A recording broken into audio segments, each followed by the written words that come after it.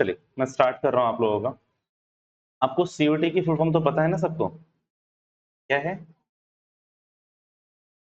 Common university entrance test. Latecomers भी आ गए सारे। तो हमने स्टार्ट करा कॉमन यूनिवर्सिटी एंट्रेंस टेस्ट। इस ओरिएंटेशन में ना पहले मैं आपको थोड़ी सी चीजें बता ही दूं कि क्या क्या चीजें होती हैं, कौन लेता है इस पेपर को, ये भी पता चल ही गया होगा। NTA, national testing agency.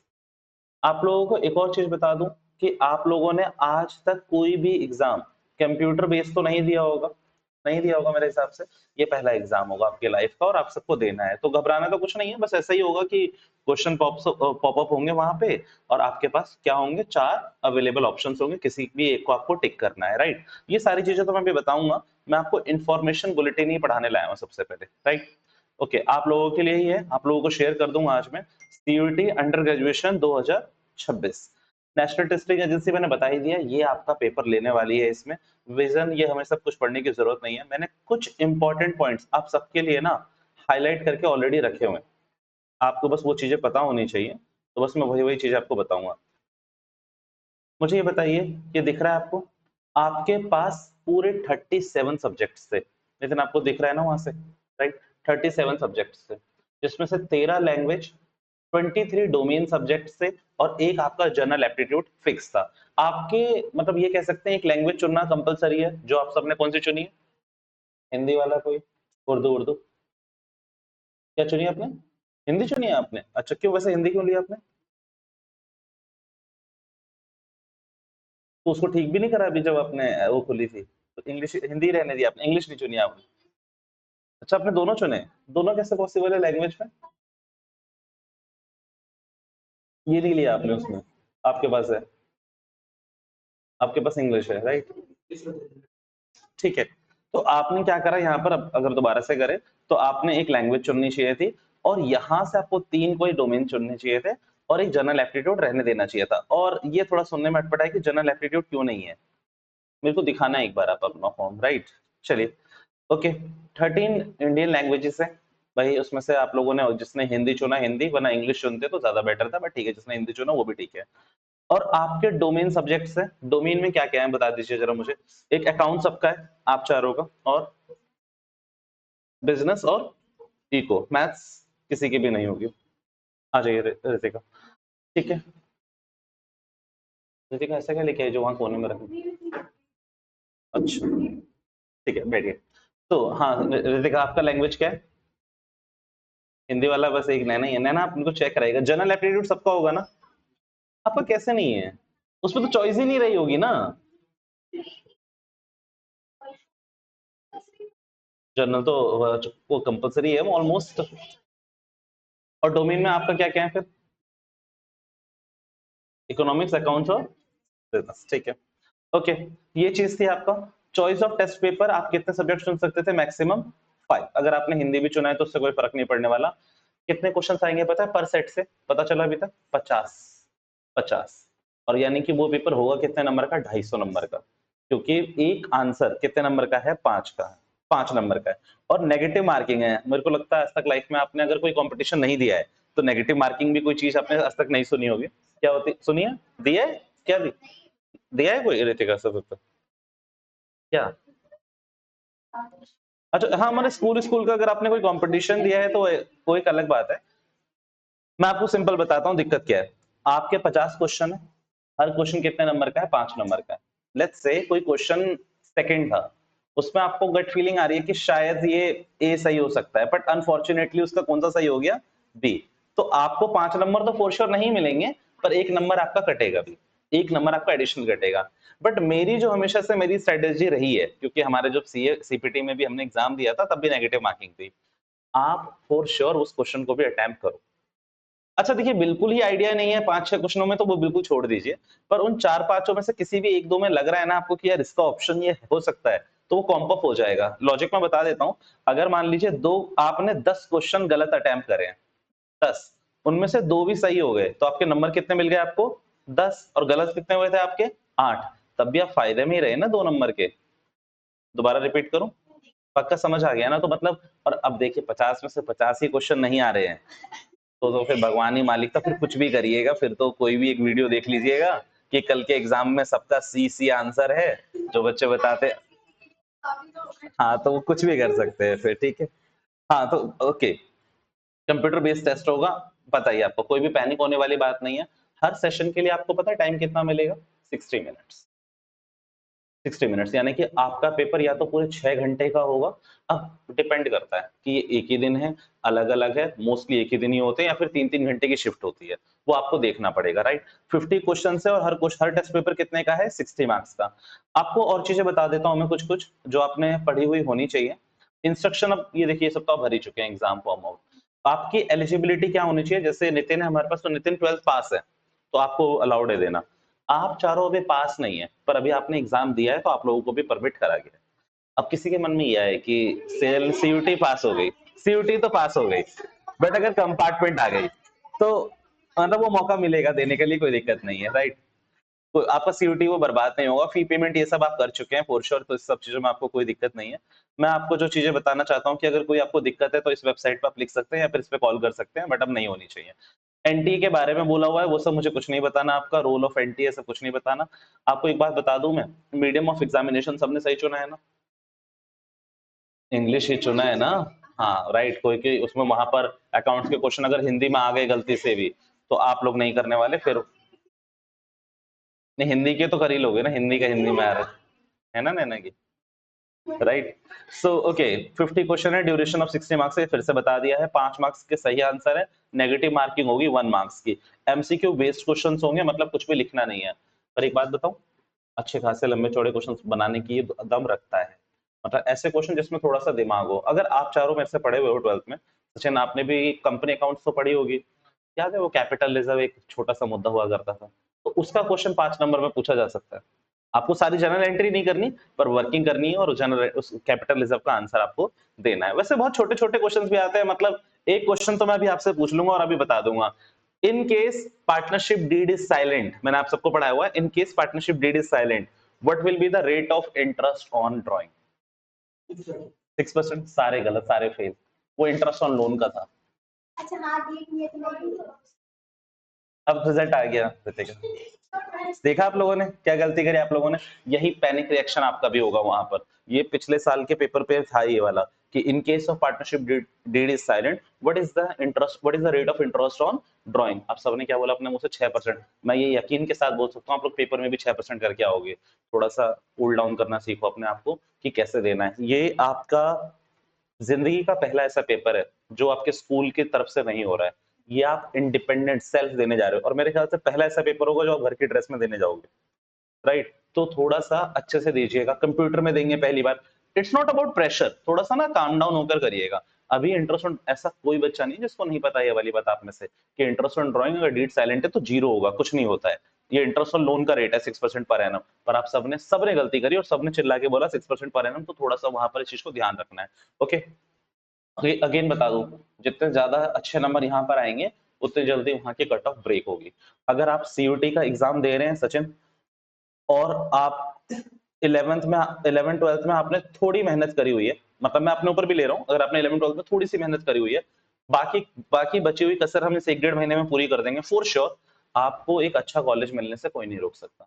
हमारे ऐसे ऐसे स्टूडेंट रहे हैं, मतलब जो 11th 12th में हमसे पढ़े, सीयूटी का नहीं लिया उन्होंने बैच, बट जब मैंने उनका सीयूटी का रिजल्ट सुना, वो अच्छे अच्छे कॉलेजेस में है। तो आपको पता ही है, नॉर्थ कैंपस में आपको पहले थोड़ा ज्यादा दिमाग लगाना है, वहां के कॉलेज अगर आपके फंस गए तो ज्यादा अच्छा है, लाइक हंसराज, किरोड़ीमल। अच्छा, अगर साउथ में बोले तो लेडी श्री राम कॉलेज लड़कियों के लिए, मिरांडा में तो नहीं है, तो ऐसे अच्छे कॉलेज जो थोड़े पास भी हो, क्योंकि जो नॉर्थ कैंपस है ना वो ज्यादा दूर नहीं है। सेंट्रल सेक्रेटेरिएट पहुंचना है आपको हमारे एरिया से, और सेंट्रल सेक्रेटेरिएट से थोड़ा सा ही दूर दिल्ली विश्वविद्यालय का स्टेशन है, और बहुत अच्छा इन्वायरमेंट है, राइट। तो आपको वो करना है। और मैं आपको एक और चीज बता दूं, अगर आपकी लाइफ में अभी कोई गोल नहीं है आप पांचों को, मतलब अगर आपको लग रहा है कि यार अभी मुझे क्या करना है, तो आंख बंद करके थोड़ा सा टाइम लेके कॉलेज स्टार्ट कर देना।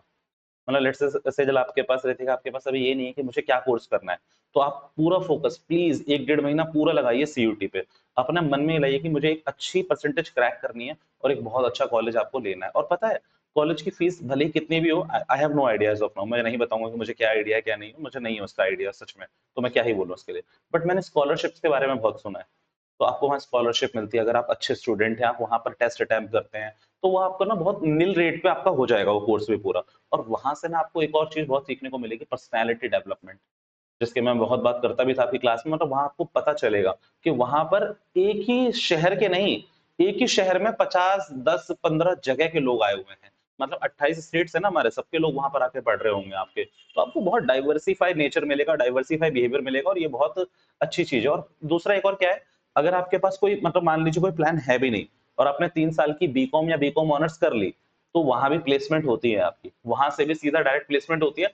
इट डिपेंड्स ओनली कि आप अच्छे कॉलेज में हैं, अच्छे कॉलेजेस में हैं, थोड़ा अच्छे कॉलेज को टारगेट करिएगा। बस मैं यही कहूँगा, मतलब ऐसा ना हो कि ये जो एफर्ट है 1 महीने का, ऑब्वियसली जो फीस है 1 महीने की, ये जो टाइम है आपका 1 महीने का, ये खराब हो जाए। तो थोड़ा-सा अलर्ट रह के पढ़िएगा, जैसे 12th में आपने पढ़ा था वैसे ही। 12th की परसेंटेज से यहाँ ज़्यादा लेना-देना नहीं है, 50-60% आ जाए आपका किसी भी कॉलेज में हो जाएगा। कंपार्टमेंट आ गई तो मैंने बोला ही है कि कंपार्टमेंट का दोबारा चांस मिलेगा सजन, और फिर आप आगे कर सकते हैं। नहीं बताया मैंने, बताया। राइट, एलिजिबिलिटी के लिए मैंने बता ही दिया, या तो 12th पास होने चाहिए या 12th के पेपर दिए हैं आपने, उन सब चीज़ों में कोई दिक्कत नहीं। अच्छा ये हटा दीजिए, कोई दिक्कत नहीं, कोई दिक्कत नहीं।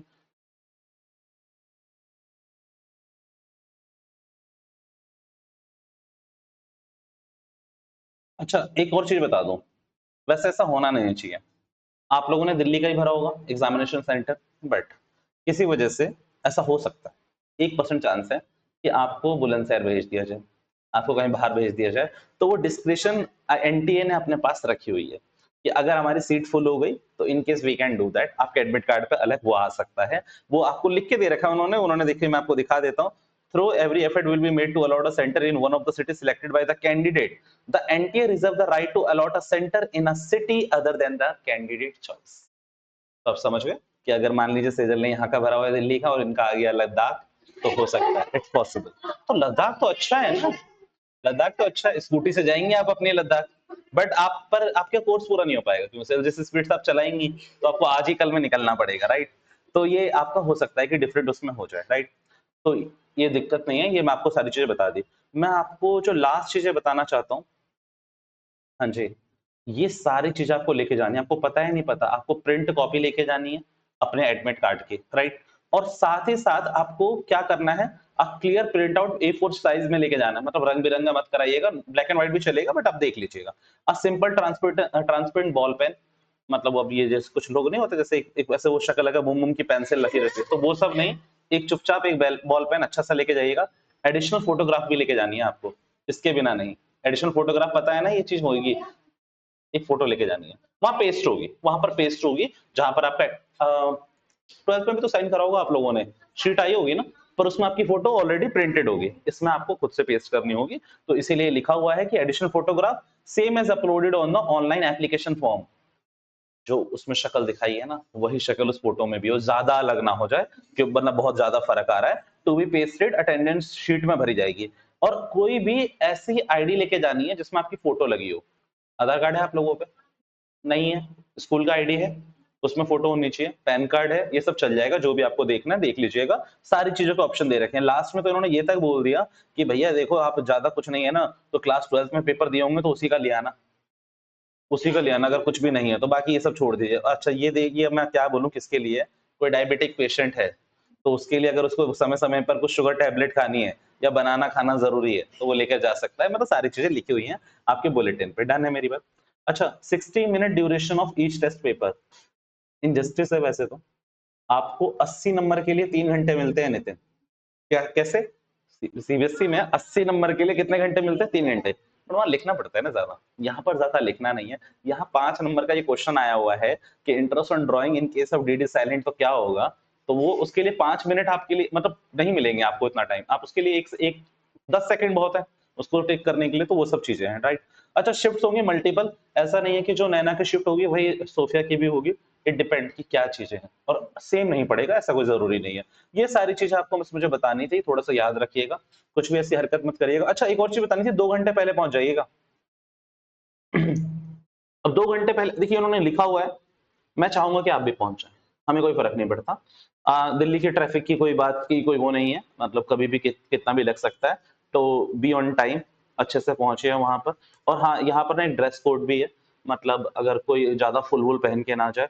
और एक और बात बोलूं, शूज का शौक किस किस को है, मतलब शूज पहनने का, मत पहन के जाइएगा। स्पेशली मना करा हुआ है कि शूज पहन के नहीं आएगा, मतलब स्पेशली लिखा हुआ है ये चीज, तो मैंने आपको बस बता दिया। इन दो ऑल दो might be they can allow कि ठीक है यार शूज पहने हुए, बट वहां पर साफ मना करा हुआ है कि शूज पहन के नहीं आना। अब नैना की, मान लीजिए नैना की सिस्टर की शादी थी उसी दिन और वो लहंगा पहन के पहुंच गई, तो वो पहुंच सकती हैं, पर 1-1.5 घंटा पहले और पहुंचना, ये सब लिखा हुआ है इस बुलेटिन में। हालांकि आप में से ऐसा कोई नहीं करने वाला, पर शूज पहन के मत जाइएगा, नॉर्मल से स्लीपर पहन के जाइएगा। ये भी मैं आपको भेज दूंगा, ये कहीं ना कहीं लिखा है। आई हाईलाइटेड दैट पॉइंट कि यार ये तो मजेदार पॉइंट है, इनको बताना पड़ेगा क्योंकि शूज पहन के जा सकते हैं। हाँ, और दूसरा, हाँ हाँ, ये वॉच है ना, ये लिमिट में पहनना, जैसे मैंने पहनी है वैसे ही पहनना। वो टुक टुक वो सब कुछ नहीं, एनालॉग होनी चाहिए, उसमें कैल्सी बिल्कुल अलाउड ना हो। और मैं आपको एक और चीज क्या दिखाने वाला था, हाँ ये सब तो छोड़ दीजिए, ये शूज वाला याद रखिएगा, राइट, इसमें मतलब शूज के में उसमें नहीं चलेगा, शूज आपको बिल्कुल अलाउड नहीं है, ये तो यूनिवर्सिटी के बारे में लिखा हुआ है। ठीक है, वो शूज वाला मैं आपको भेज दूंगा, पर शूज आप पहन के मत जाइएगा, राइट। तो ये सब चीजें इसकी थी। आपको मोटा मोटी यहाँ से जो सीखना है आपको इस 10-15 मिनट के सेशन में, वो मैं बस ये बताना चाहता था कि एनटीए क्या क्या बोलता है आपको। एक, आपके 5 एग्जाम होने, 60 नंबर का एक, और हर एक क्वेश्चन कितने नंबर का होगा, 5, तो 250 नंबर का एक सेट हो गया आपका, एक सब्जेक्ट 250 का हो गया, यानी कि टोटल पेपर कितने का हो गया, 1250 नंबर का। फिर 250 × 5 करेंगे तो 1250 नंबर का आएगा। अच्छा, पेपर से जब आपका रिजल्ट आने वाला है ना, उससे कुछ दिन पहले आपकी आंसर शीट आ जाएगी आपके पास। मतलब आंसर की भी आ जाती है और आंसर शीट भी आ जाएगी, तो उसी के बेसिस पे आपका क्या रहेगा, आंसर आएंगे। अच्छा, अब कुछ चीजें और बता देता हूँ, ये शूज और वाली बात तो मैंने आपको बताई दी। मान लीजिए ऐसा कोई क्वेश्चन था जिसके चारों क्वेश्चन आंसर गलत थे, मतलब आप जो निकाल रहे हैं वो अलग आ रहा है और वो चारों ऑप्शन नहीं है, तो आपने अब से रितिका कुछ तो टिक करना ही पड़ेगा, आप ब्लैंक तो छोड़ोगे नहीं, आपने टिक कर दिया। बाद में एनटीए आपको 5 नंबर दे देगी, भले वो आंसर सही था या गलत था, ऐसा एनटीए ने खुद बोला हुआ है। दूसरा पॉइंट क्या बोला हुआ है एनटीए ने, कि अगर एक ही चीज के 2 करेक्ट आंसर है, लाइक अभी इंटरेस्ट ऑन ड्राइंग पूछा ना मैंने, इंटरेस्ट ऑन लोन बोल रहा हूं मैं, दोनों जगह 6%, मतलब 2 ऑप्शन है 6% 6% के, तो दोनों आंसर सही है। बट आप कितने टिक कर सकते हो, सिर्फ एक, तो आपको दोनों पे आंसर मिलेंगे। बट अब किसी ने सी टिक कर दिया है, जैसे ए और बी में 6 लिखा था और आपने तब सी टिक करा हुआ है, तो आपको नंबर नहीं मिलेंगे, आपकी नेगेटिव मार्किंग होगी, राइट। तो ये सब चीजें थोड़ा सा ध्यान में रखिएगा। प्रेशर बिल्कुल मत लीजिएगा, देखिए प्रेशर बस अभी 1 महीने लीजिएगा थोड़ा थोड़ा पढ़ने का, एग्जाम डे पे कोई प्रेशर नहीं होना चाहिए, चीजें खराब हो जाएगी। डन है मेरी बात, चलिए